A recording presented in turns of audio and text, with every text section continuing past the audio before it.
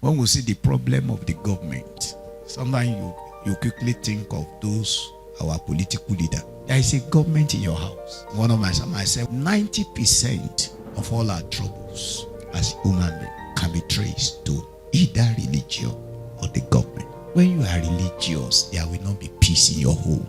There will not be righteousness.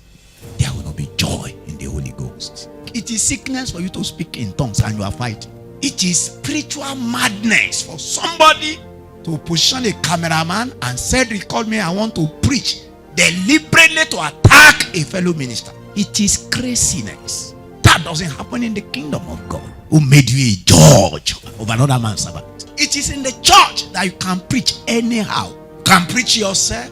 You can choose to bring psychology to the pulpit. All that is a norm in the church because there is a feast of leaven going on.